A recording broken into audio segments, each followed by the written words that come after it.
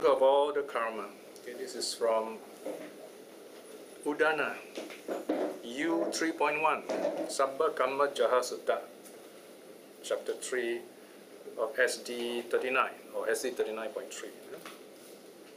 It's a very short sutta. It talks about how we karma can we all let go of. Okay?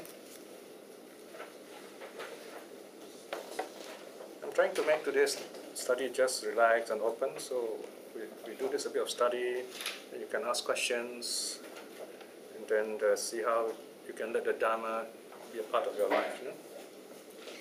Udana is one of the 15 books in the Khuddaka Nikaya. There are the 4 famous Nikayas, right? DMSA, Digha, Majjhima, Samyutta, Anguttara. Long sayings, Digha Nikaya, the long teachings, the Majjhima, the middle length teachings, and then the Samyutta are the connected teachings, and then Anguttara are the numerical teachings. Okay? The Digha Nikaya are very long discourses, like theses, like some university PhD thesis. They present Buddhism as a whole, full of dramatic stories, very deep and comprehensive explanation of Buddhist philosophy, things like that. It's very hard to practice any of those suttas in the Digha Nikaya. They're meant to inspire people. They're meant to attract outsiders. It's like a prospectus, what the monks are saying, this is what Buddhism has to offer. Okay? Explanation of the universe, stories. There's even one long chanting, protective chanting. So it's got a wide variety of subjects in the Digha Nikaya. Majjhima is where you begin to see the suttas which talks about, say, meditation. For example, the Satipatthana Sutta, M10, where you can actually practice it. And Majjhima also lots of dialogues. Sometimes they're translated as dialogues. And the length actually is no bearing here. Sometimes suttas in the Majjhima is longer than those in the Digha. So the actual sutta for people who are serious about Buddhism actually begins with the Majjhima. Samyutta is even more easy to study because they are put together according to topics. That's why I call Samyutta. Samyutta means connected. Okay, so connected ideas put together. For example, something on jhana, something on sayings of a king called Pasenadi, sayings of the nuns, how the Mara comes and tries to distract the nuns. And then you have number 4, Anguttara Nikaya, especially for lay people. In the Anguttara Nikaya, the teachings are all numbered from 1 until 11. Okay? And some of them are very short. For example, okay, these are the 4 things, these are the 5 qualities, and so on. It's just listed like that. So that means you must know the teachings in the previous sections. And they're meant specially for lay people. And in this connection, you also see where the Buddha, for example, tells Anathapindika and his 500 followers, he says, look, you all have been coming here all this time, donating to the monastery, and very generous and so on. But lay people also need to meditate. You should go for retreat. So the Buddha tells one of the suttas now. So it's very important to remember that lay people also should meditate, can meditate. If you find it you can't sit very long, it's okay. Just do some simple mindfulness practice. So the Anguttara gives you this kind of teaching, especially for lay people. And some of the teachings, of course, are addressed to the monks, but the monks are like this museum, like this big computer memory chip, if you like, where the teachings are all recorded, so they're handed down to our times. This alone is amazing how the Buddha succeeded in the Buddha and the monks succeeded in arranging the suttas in such a way that it's still available to us today. But despite this fact, you must remember, Buddhism is always challenged from so many sides. Take psychology, for example. There is so much new materials in psychology where they're using all this Buddhist meditation and so on. As I said, there will come a time where you find the psychologists know more Buddhism than we know. In one of the coming reflections, I've written a summary of the 2 meditation that we do, breath, loving kindness, from the psychologist's point of view. they give some really interesting descriptions. For example, the 4 aspects of breath meditation. You have the guided meditation, then the unguided meditation, and then you have this loving kindness and so on. So they give some very interesting details. They even tell you which part of the brain is active when you do each of these different stages and so on. So it has become a science now, in other words. What I'm saying is, don't take the Nikayas for granted. Don't take the suttas for granted. For example, you have, even within Buddhist groups, you have Buddhists who don't believe in the Nikayas, and they say, oh, these are out of date, Yeah, and the true Buddhism is whatever race they're belonging to. Like the Japanese like to say that they have their own Buddha and so on. And you might find today, whoever has the most money and you want to start a big building, print books, have courses, you say, oh, this Buddhism probably works. So it's more difficult for us to separate the wheat from the tares, as they say. In other words, you really must search, really search. If you really want to know the Dharma, then only you get it.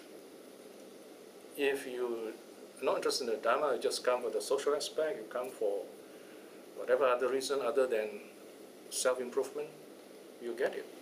But you won't get the Dharma. So a place like this is very unique, very special, where we want to present the Dharma here. It is dedicated to that idea.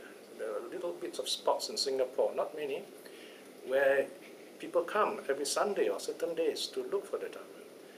And if you are running this place, it's your task, your duty, to create this environment where when people come here, they have a chance to get the Dharma. Otherwise, you can go to any other place on Sunday. So many other places to go to. So remember, never take the Dharma for granted. It's not always easy to present the Dharma. 40 years ago, it was very easy. Everything I say, people say sadhu. Now, people evaluate, criticize, compare. It's okay to evaluate, criticize, and compare, but you've got to practice it. When you practice it, then you begin to see, okay, this aspect works for me. This aspect is a bit difficult. Okay, so there's always something easy for you to practice. The next thing is you must remember the Buddhists today are a very big community, and we are a very diverse community. It's more difficult to be a Buddhist in Singapore than in Malaysia, now that when I look back, In Malaysia, the situation is more homogeneous. And strangely speaking, because of the political situation there, a very dominant Muslim environment, the Buddhists tend to be more protective of each other.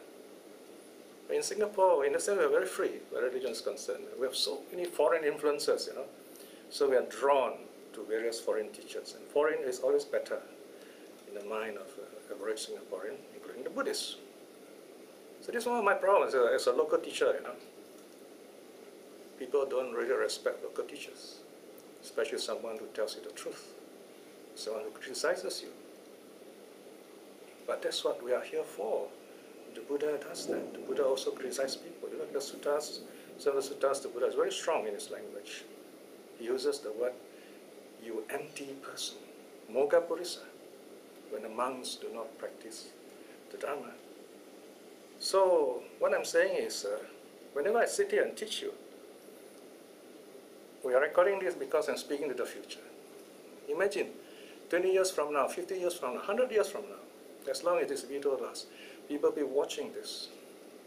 And they'll be looking back and they'll say, oh, 100 years ago, this is what happened in this temple. This is how the local people reacted to their local teachers. And there are going to be more local teachers in the future. So what I'm living now is, I'm telling myself, I have to live as an example for the future, because we need more local teachers. Now, you know very well, when you have a problem in your temple, sometimes the monk that you have cannot even help you, because it's very difficult. It's not local. So local problems have to be solved by local people. Of course, there are foreign teachers who can help you too, but very difficult for them. They're not always here. So these are things to consider. You value the Dharma, you must prepare a place that is conducive to the Dharma. It's not always the case. It's all right. Whoever comes here, a place like this, there are always good roots. You have goodness in you. That's what drawn you here. But sometimes Mara appears. Mara will appear to any of us. Don't assume that Mara is out there. Mara is inside you. Every one of you is Mara, including myself, when I'm angry, when I'm confused. But sometimes Mara is so strong, we really do the wrong things in the wrong places. And we pay the consequences for this. Please remember this. Yeah? The teachings are very clear. What's right, what's wrong, what are the precepts? We must know this very well, because if we don't, in this lifetime itself, you will face the consequences. And if you keep on breaking the precepts, there are two possible consequences next life. Rebirth as an animal, or in a suffering state. If you keep breaking the precept, you're reborn in a suffering state. If you say, oh, it's okay, this is nothing wrong breaking the precept, then you're reborn in a suffering state. We don't talk about this nowadays because it's not nice to talk about this. But this is what happens. You know, it's a well-known fact, even sometimes are these very well-known monks, you know, rich monks, when they die, their pupils tell us, oh, this is terrible to see them die. They die in great fear. So even the robe does not protect us if Mara takes over. Be very careful. Mara is always there to take over. How do you overcome Mara? You must say, this is Mara. Mara, I know you. You're trying to distract us. You're trying to confuse us. You're trying to take us away from sutta study. You're trying to confuse our minds from meditation. Most of all, Mara tells you, give up. Give up teaching suttas. Give up teaching the Dharma, because people are not really interested. But you give fun talks. No, I mean, different people have different ways of teaching, you know. What I'm saying is, watch out for this kind of negative trend of thoughts. Okay? We call it Mara because it's a convenient term. We have to deal with this Mara right here in our own minds. You and I, we don't really know each other. We come here, I come here once a month, you know, and we are together because of the suttas. And we have some respect for each other. So can you imagine, when we gather together, obviously we'll do Buddhist things. We should not be doing non-Buddhist things, un-Buddhist things. And then what the future, looking back, what would they say? What are we doing? So all this got to be considered. Because this is karma. We are creating karma, okay? So this sutta talks about how to let go of all this karma. Sabba, all. Okay? Now the word all, as we know, refers to our senses. Eye, ear, nose, tongue, body, mind. That's Mara. That's one way of looking at it, Mara. When we get distracted through sight and then we are caught up with it, we want more and more of it, that's Mara. We hear sound and then we get angry and then we go on getting angry, that's Mara. So the five senses act as Mara in that sense, okay? The six senses with the mind. Then you have the word jaha, means to let go. Let go means what? Take things as they come. Remember, even Dharma teachers get affected by what's going on around you. If you don't have an interest in suttas, that's natural. You know, there's no problem with that. But when you work to prevent others from studying sutta, you're creating bad karma. Teachers also wonder, what's going on here? And teachers may give up too. Remember that. You know, there are stories in the Buddha's time where these monks, there was a group of 7 monks, they found that it's very difficult to teach people Dharma. So they decided, they took a vow, they said, we will go up into the peak of a mountain and stay there all alone for the next 7 days, meditate until we die, and get arahathood right now. A few of them got arahat, became arahats, the rest died and were reborn in the higher heavens. And then after that, they were reborn in the Buddha's time. So here, in other words, remember, whatever problems you face, wherever you're working in the name of the Dharma, never give up. No matter what, never give up. Remember, the Buddha never gave up, no matter what. you see the Buddha is alone sitting on the shrine. The aloneness is very symbolic, you know. Whenever you have a problem, you suddenly feel alone, you feel deserted, you feel some people have given you up. Remember, the Buddha is sitting there all alone. You can be like the Buddha, very strong. Just meditate on that image. So don't give up. Because if you give up, you say, oh, I don't think I can deal with all these bad people. I want to go away. Then there are more and more bad people. You're concentrated, you know. All the good people go away. So all the good people give up, the bad people are left, you know. Then part of the problem is caused by the good people, isn't it? So we cannot give up. Just be present. No need to fight with people. And you find things change. People grow old. People die. New people take over. And you must be a bridge. You must allow them to come. Allow the goodness to blossom. At the right time, don't be afraid to tell them what's right, what's wrong. Because if you don't, one day they'll tell you, nobody told us anything. Nobody told us anything. So this talk about politeness and faith, it's got its place, but there are times, especially in the Dharma, you have to tell the truth at the right time. Today is a special day, a right time where I feel I need to tell you what is really important that some of you want to hear, or all of you would like to hear. Okay? So this, the honors of the karma involves all our senses, all our life. Even as we sit here, even as we work here, whenever we come here, in a sense we are being tested. Suddenly we come to temple, we think, oh, it's a nice place, you know, peaceful. Yeah, that's true. It can be very peaceful, but it never lasts forever. There are always ups and downs in temples. So if you are working here, you have to work really hard to make sure this place is Dharma-based, that you are Dharma-inspired no matter what. Okay, so let's look at Sutta now. Page 54. The discourse on pardoning all karma. Thus have I heard, at one time the Blessed One was staying in Anathapindika's park in Jeta's Grove near Savatthi. At that time, not far from the Blessed One, a certain monk was sitting, folding his legs crosswise, keeping his body upright, mindfully and fully aware, enduring without complaining or ungrieving, keeping his a feeling that was strong, harsh, sharp, or disagreeable, arising from the fruition of past karma. Which is very interesting. Imagine, you know, the Buddha, you're in this forest monastery with the Buddha. The Buddha is sitting under this big tree, and there are monks everywhere. And they're all, some are meditating, some are listening to the Buddha. So this particular monk was sitting meditating, and he was struggling with pain. Okay? Notice there's a feeling, line 5, a feeling that was strong, harsh, and sharp, arising from the fruition of past karma. So it's very interesting. You know, sometimes some pains are not just physical, you know, they come from past karma. What kind of pain is this?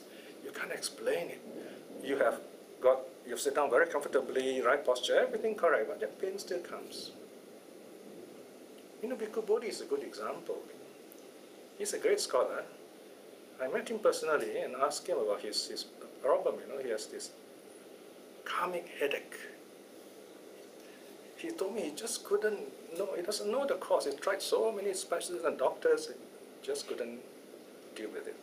So he had to bear it. And he couldn't meditate because of it. So imagine how lucky you are. You and I do not have this karmic headache, you know. And we can meditate whenever we want. That's why his last book, you know, the Anguttara translation, took so long. For 10 years, I think, to translate. But he did it anyway. He didn't give up. No? So sometimes these pains, they can be coming. Sometimes the negative people we face, the negative environment we face, especially in a temple, such a holy place, is also, in a sense, past karma, collective karma, yes, and we have to deal with those karma. Keep showing your loving kindness. That's how we Buddhists deal with it. So, and of course, after that, you think what's the right way, and get things done. section 7. The Blessed One saw that monk from afar. Okay, the Buddha always notices this kind of people, good monks meditating, sitting with his legs crossed, keeping his body upright, mindful and fully aware, enduring without complaining a feeling that was strong, harsh, and sharp, arising from the fruition of past karma. Then the Blessed One, knowing the significance of the occasion, uttered this udana, inspired utterance. The udana is an inspired saying. Sabba karma jahassa bhikkhuno. For the monk who has abandoned all karma, duna manasa pure katang rajang, who is shaking off the dust of past deeds. Amamasa titasa tadino, for such a one is he steadfast, is the not mine. Atto nati janang lape taweti. There is no need to talk with people. There is no need to talk with people, because here the monk is meditating. Okay? So there's no need to socialize, just sit there peacefully. So here the Buddha is just reflecting on that occasion. So here the lesson for us is, yes, some of the pains and sufferings that come to us, they are our past karma. We are facing that karma. Sometimes people try to hurt us. Sometimes we are doing the right thing and yet people don't appreciate it. People, in fact, do terrible things to hurt us. You know, the interesting thing is when you are doing something bad karma, you are not really aware of it. Because if you really know it is wrong, you won't do it. If you are really happy, you won't do it. That's why teachers will tell you, do a lot of loving kindness, and it's easier to keep your precepts. Smile in your meditation, it makes your meditation smoother, be happy. But that's not always the case. When we're not happy, we tend to do bad things. So, and then the other person fights back, and that makes it worse, you know. So karma breeds karma, and then Mara sits and smiles. Good, you know. There's a Malay saying, you know, when this mouse-deer fight, I'm sorry, when these elephants fight, the mouse-deer just watch. You know? So in other words, when you see even these big animals fight, this tiny little mouse-deer is very cunning, just smiles, because they will destroy each other. One way to fight back karma is to understand it is karma. Some people will say, how can I show loving kindness people who hurt me? Well, one way to understand this is they are taking away your bad karma. Right? For someone say, for some, no apparent reason, the person scolds you. And you say, oh, must be some past karma. Say, oh, say, thank you for scolding me. No, I don't owe you anymore, okay?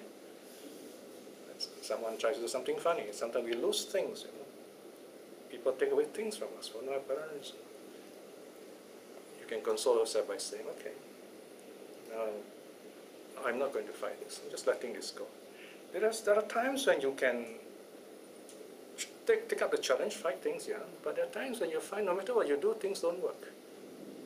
Then you've got to let it go. It is karmic. Of course, not everything is karmic, you see. But sometimes when you really try very hard, things don't work, loving kindness. And you find what comes after that is much better. In my life, I've met a lot of failures. I have to give out a lot of things. But then, after that big failure, what comes next is even better. Just like this, you know, when we move up from one place to another in the mining center, you know, we had this big place in Bukit Batok. But then the rent went up. We said, well, what to do? We have to move out, you know, because the rent was really exorbitant.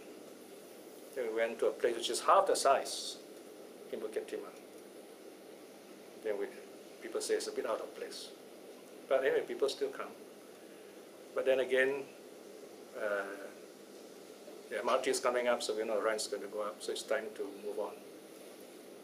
And then we managed to find this place in Chantan House, which is much smaller, a quarter of the premises in Bukit Batok, but it's a better location. And it's a nice place. It looks like a forest monastery inside, you know, with all those nice wallpaper. So we just do it, and we are happy with it. And we're knowing very well all these are impermanent. Maybe a couple of years' time, we might have to move on. In fact, before we moved into the Shandon House, I told myself, I'm ready to just stop running all these public activities. If we don't get a place, it's okay. I can work from home. So we managed to find this place. So Dharma work, sometimes you just have to let go and see what comes next, you work with it. You work with the conditions. Okay? So this idea of letting go, meaning just go with the flow in the right way. Sometimes you need to go against the current. The current is the negative aspects. You have to kind of go against the current, yes. There are times when you just follow the flow and you know you're doing the right thing. Always remember, in the end, good will triumph. Sometimes, we find, oh no, what's happening to this place, you just stay on, be patient, look around for people who need support, who are like you, talk to them, stay together. Just say, okay, maybe it's not our turn yet now, but let us be friends, and the right time will come. We will be called, we will be needed to be present.